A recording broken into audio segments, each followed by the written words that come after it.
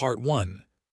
The emergency meeting room of the Galactic Psychological Health Commission fell silent as senior researcher activated the viewing screen.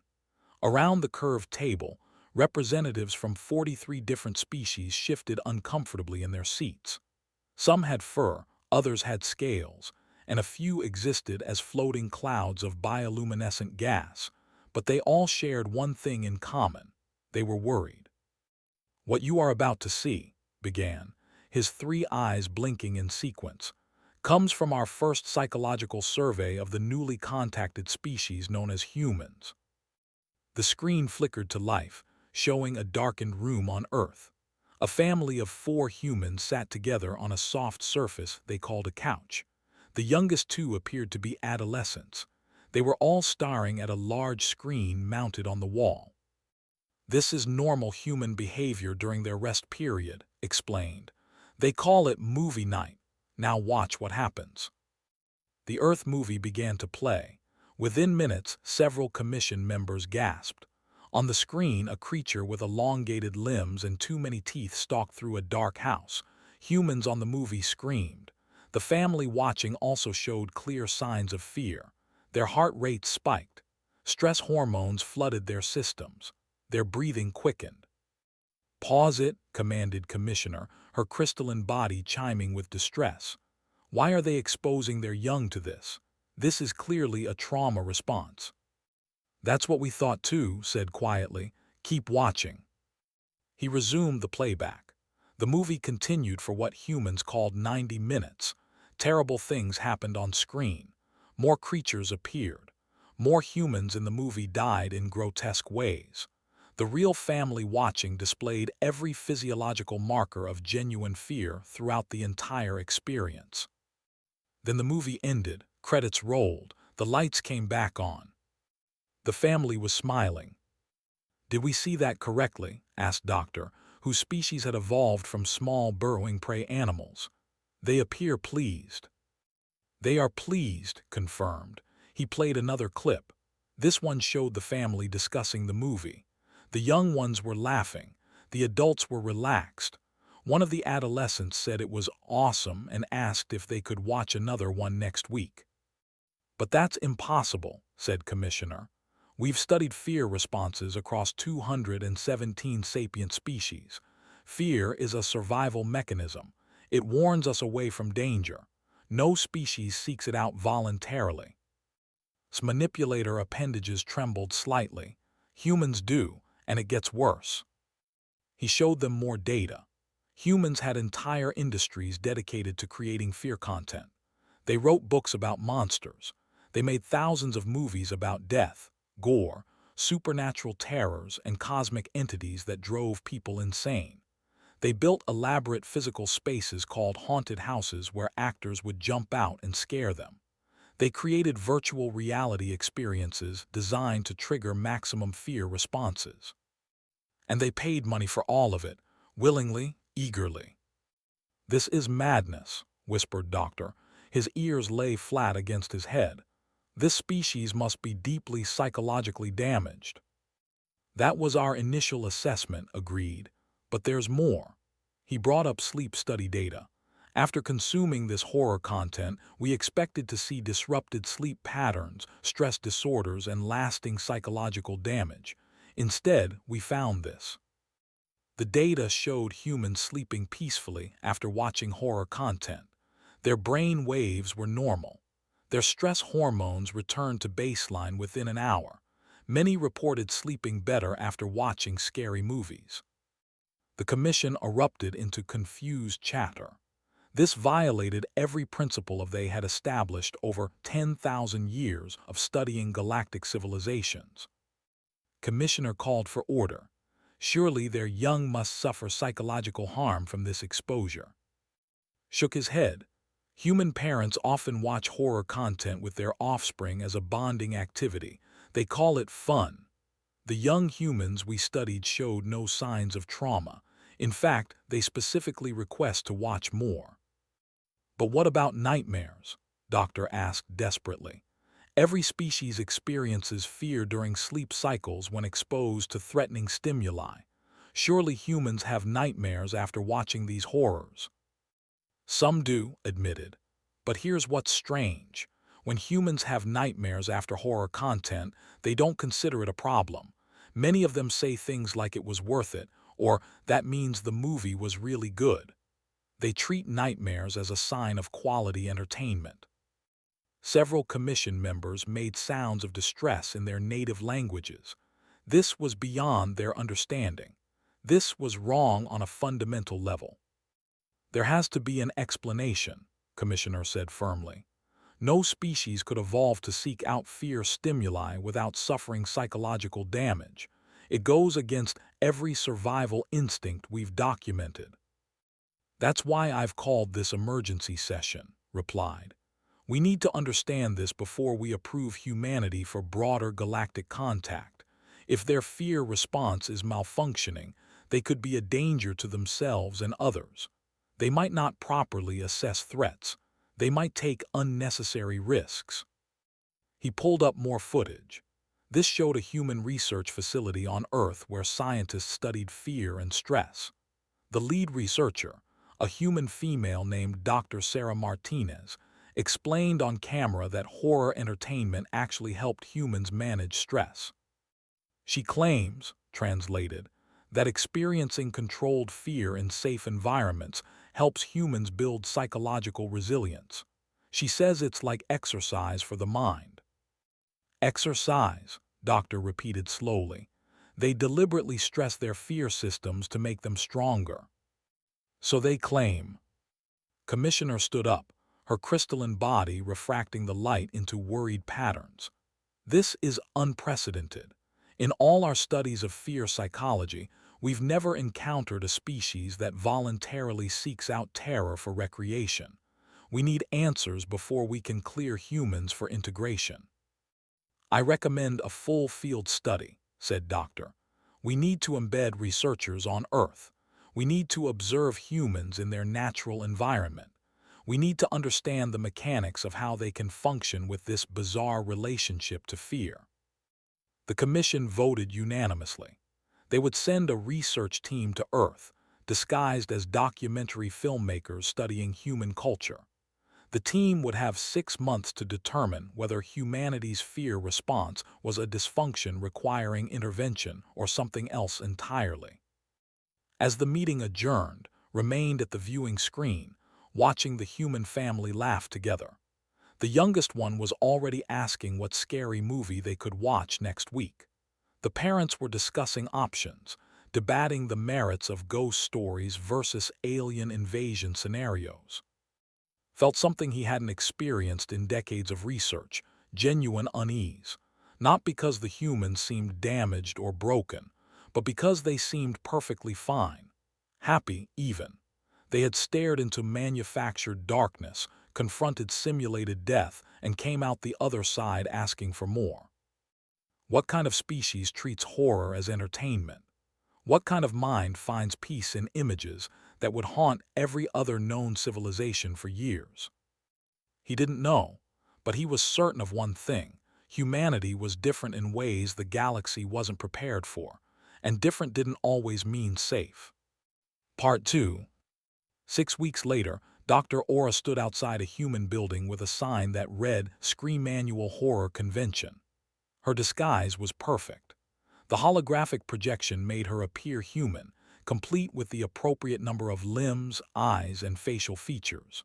Her 3 research assistants stood beside her, similarly disguised. I still think this is a bad idea, muttered, whose species had evolved as herd animals on a world with large predators. Voluntarily entering a space dedicated to fear content feels wrong. That's precisely why we're here, Aura replied. We need to understand why humans feel differently. They entered the convention center and immediately encountered sensory overload.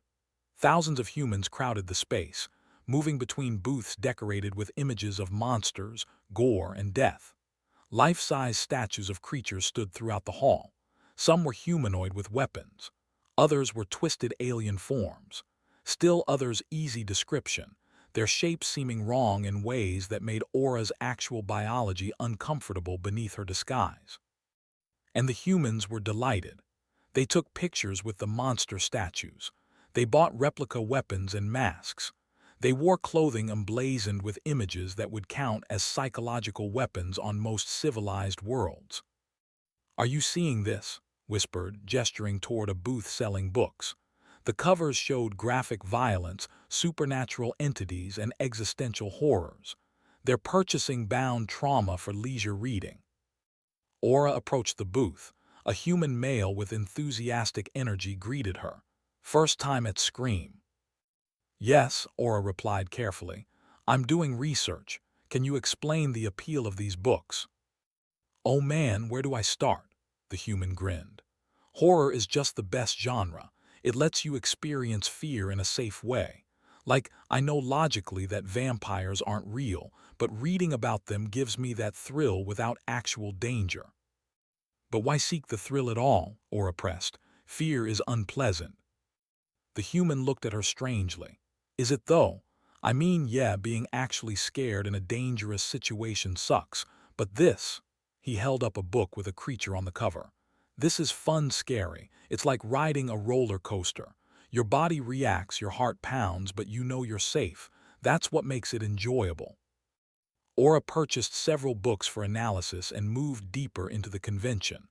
They found a panel discussion titled "Why We Love Horror: The Psychology of Fear." She and her team sat in the back of the crowded room. The panel consisted of 4 humans: a movie director, a novelist, a professor of psychology, and someone who designed haunted house attractions. They discussed their work with passion and intelligence. These weren't damaged individuals. They were skilled professionals who had dedicated their careers to creating fear experiences. The psychology professor, doctor, explained his research. "Horror allows us to confront our anxieties in controlled environments. When someone watches a zombie movie, they're not really worried about zombies. They're processing fears about disease, social collapse, loss of identity. Horror gives those abstract fears a face we can look at directly." "But what about the physical fear response?" asked an audience member. "Doesn't repeated exposure to fear stimuli cause psychological damage?" Doctor shook his head. "Actually, the opposite. Studies show that people who regularly consume horror content often have better stress management skills. They've practiced emotional regulation. They've trained themselves to experience fear, recognize it's not a real threat, and calm themselves down. It's like exposure therapy, but recreational." Aura leaned forward, her interest intense despite her unease. This matched what Dr. Martinez had said in the earlier footage. Humans truly believed fear exposure made them stronger. After the panel, Aura approached Doctor. She explained she was a researcher studying cross-cultural approaches to entertainment. He was happy to talk more. "The thing people often miss about horror," Doctor said as they walked through the convention, "is that it's ultimately about survival. Every horror story asks the same question: how do you survive the unsurvivable? That's deeply appealing to humans." "Why?" Aura asked. "Why is that appealing rather than terrifying?" Doctor considered this. "Maybe because of our history. Humans evolved in a pretty hostile environment. We weren't the biggest or strongest animals. We survived by being smart, adaptable, and persistent. We've always had to figure out how to survive things that should kill us." They passed a booth showing clips from horror movies. Aura forced herself to watch. In one clip, a human protagonist faced a towering monster. The human should have run. Every survival instinct should have screamed to flee. Instead, the character grabbed a weapon and fought back. "Does the human win?" Aura asked. "Sometimes," Doctor replied. "Sometimes they die. That's part of the appeal too. Horror doesn't always give us happy endings. It forces us to confront mortality. And humans find value in confronting mortality through fiction." "Absolutely. Death is coming for all of us eventually. Horror lets us look at it, think about it, and still walk away. It's empowering in a strange way." Over the following weeks, Aura's team conducted hundreds of interviews. They attended horror movie marathons where humans watched scary content for 12 hours straight. They visited haunted house attractions where actors jumped out to startle paying customers. They observed book clubs discussing novels about cosmic entities that drove humans insane. In every case, the humans showed genuine fear responses during the experiences but reported feeling positive emotions afterward. Many used words like cathartic, exhilarating, and relaxing. Some explicitly said horror helped them cope with real-world stress. One interview stood out. A young human named Sarah worked as an emergency medical responder. She dealt with real trauma and danger regularly. When asked about her hobby of watching horror movies, she explained, "When I watch a scary movie, I'm in control. I can pause it if it's too much.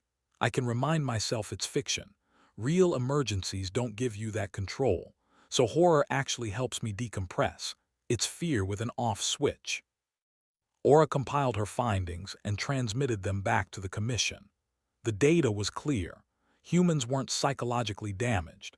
They had simply evolved a different relationship with fear. Where most species experienced fear as a warning to flee threats they couldn't overcome, humans experienced fear as information to be processed and challenges to be solved. But one question still bothered Aura. Late one night in her hotel room, she watched a human horror film alone. It was considered a classic, Alien. She watched as humans in the movie were hunted by a perfect killing organism in the confined space of a starship. Her heart pounded, her breathing quickened, every instinct screamed at her to turn it off, but she forced herself to keep watching, trying to understand. When it ended, she didn't feel relaxed. She felt traumatized. She knew she would have nightmares. Yet human viewers loved this movie. They called it a masterpiece. They watched it repeatedly. What was the difference? Why did the same content affect species so differently? The answer came to her suddenly, and it chilled her more than any movie: perspective. She had watched Alien and identified with the prey being hunted. Humans watched it and identified with the survivors who fought back. Even in death, they identified with the struggle itself. Humans didn't consume horror despite being afraid. They consumed it because they were predators learning about prey responses, or prey learning to think like predators. Either way, they were training for survival. Aura began writing her final report with trembling manipulator appendages. She finally understood humanity's relationship with horror, but understanding didn't make it less disturbing. If anything, the truth was more unsettling than the mystery had been. Part 3. The commission reconvened 3 months after Aura's team had returned from Earth. The meeting room was more crowded this time. Word had spread about the human anomaly, and representatives from across the galaxy wanted to hear the final report. Aura stood before them, her disguise removed, her natural form revealed. She had spent weeks preparing this presentation. She had analyzed thousands of hours of footage, hundreds of interviews, and decades of human psychological research. The data was conclusive. Now she just had to help the commission understand what it meant. "The question we started with," Aura began, "was whether humanity's consumption of horror content represented a psychological dysfunction. After extensive study, I can definitively say it does not. Humans are not broken. They are, however, fundamentally different from every other sapient species we have encountered." She displayed a chart showing fear response patterns across multiple species. In every case except humans, exposure to threat stimuli produced avoidance behavior. Prey species fled. Even aggressive species avoided unnecessary confrontation. Fear meant danger. Danger meant death. Avoid at all costs. Humans evolved differently, Aura explained. They became persistence hunters on a world with multiple apex predators. They survived not by being the strongest or fastest, but by being the most persistent and adaptable. For humans, fear didn't mean run away. It meant pay attention and solve this problem. She showed footage of human ancestors hunting across African plains, chasing prey for hours until the animal collapsed from exhaustion. She showed humans developing tools, creating fire, and eventually dominating every environment on their planet from frozen tundra to scorching deserts. Humans didn't just survive threats, Aura said. They systematically eliminated them. They hunted their predators to extinction or near extinction. Wolves, bears, large cats, all reduced to remnant populations or domesticated. When humans encountered a threat, their response was to destroy it or control it. Commissioner spoke up, her crystalline body chiming. But what does this have to do with their entertainment choices? Everything, Aura replied. She displayed data from human brain scans during horror consumption. When humans watch horror content, their brains activate regions associated with problem-solving and scenario planning. They're not just experiencing fear. They're running simulations. They're asking themselves, how would I survive this? What would I do if this were real? She showed clips of humans discussing horror movies. The conversations focused on tactics, strategies, and survival planning. Who made smart decisions? Who made mistakes? Could you survive a zombie apocalypse? How would you fight a vampire? What's your plan if aliens invade? They're training, Doctor said slowly, his ears perking up with realization. They're voluntarily exposing themselves to simulated threats to practice their responses. Precisely, Aura confirmed. And the data proves it works. Humans who regularly consume horror content show improved stress management, better emotional regulation, and enhanced problem-solving under pressure. They've literally trained themselves to be calmer in crisis situations by repeatedly practicing fear responses in safe environments. She pulled up the most striking data. We tested this experimentally. We subjected human volunteers to unexpected stressors. Those who regularly consumed horror content had 40% faster recovery times and 60% better decision-making under stress compared to those who avoided horror content. The commission members shifted uncomfortably. This was beyond their experience. Most species actively avoided fear training because the psychological cost was too high. But humans had somehow turned psychological stress into a tool for self-improvement. There's something else, Aura added quietly. The content itself reveals something important about human psychology. She displayed titles and descriptions of popular human horror content. The most beloved human horror focuses on specific themes: survival against impossible odds, human vulnerability against vast cosmic forces, and the persistence of consciousness after death. She showed clips from movies about cosmic horror, entities so vast and incomprehensible that human minds couldn't process them without going insane. This is humans' favorite horror. Stories where they confront forces that make them insignificant, where survival is impossible, where sanity is optional. And they find this entertaining. Why? Demanded Commissioner. Why would any species enjoy contemplating their own cosmic insignificance? Because, Aura said carefully, humans have always been cosmically insignificant. They evolved as small, weak creatures on a planet full of things that could kill them easily. They survived anyway. Cosmic horror reminds them where they came from and how far they've come. It's not about fear, it's about defiance. She played a clip from a horror movie where a human character, facing certain death from an unknowable entity, delivered a final speech. The character acknowledged their powerlessness, accepted their doom, and chose to face it with courage anyway. Human audiences found this profoundly moving. Humans don't watch horror to see themselves win, Aura explained.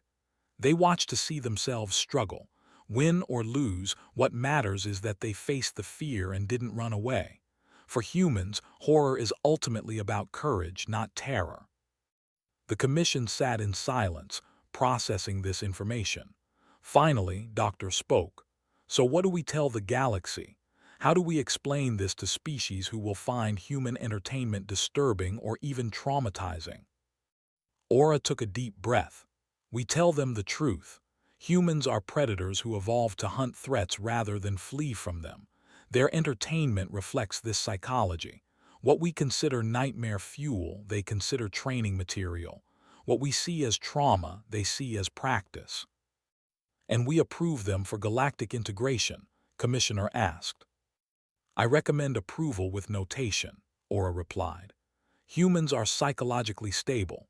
Their fear response, while unusual, is highly functional.